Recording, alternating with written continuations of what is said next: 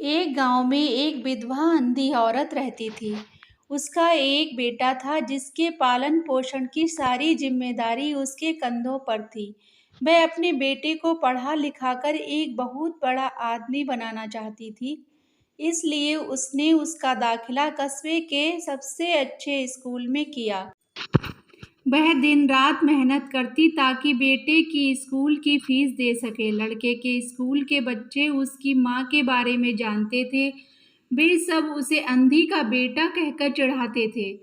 लड़का इससे बहुत परेशान था। उसे अपनी माँ पर शर्म आने लगी थी। वह उसके साथ कहीं भी आने जाने से कतराने लगा था।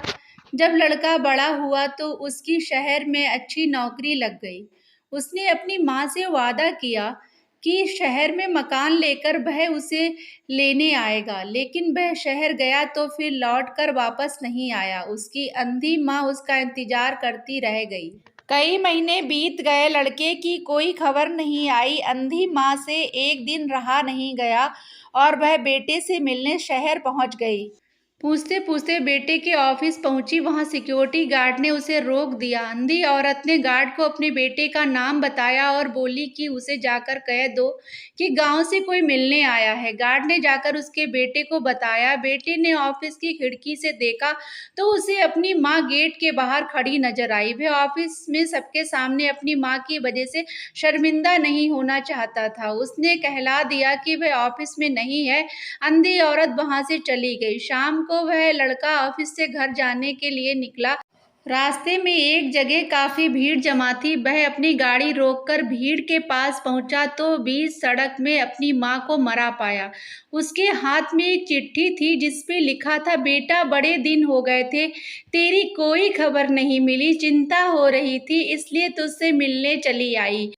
तू तो अब बड़ा आदमी बन गया है, तुझसे मिलना अब शायद मुझ गरीब की किस्मत में नहीं, लेकिन मैं बहुत खुश हूँ तेरे लिए। तूने अपना ही नहीं मेरा सपना भी पूरा किया।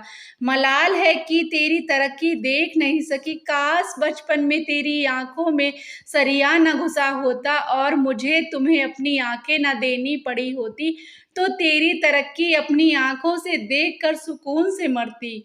तेरी अंधी माँ। ये पढ़कर लड़का फूट फूट कर रोने लगा। जिस अंधी माँ पर उसे शर्म आती थी, उसने उसके लिए कितना बड़ा बलिदान किया। अब आत्मग्लानि से भर उठा और जिंदगी भर खुद को माफ नहीं कर पाया।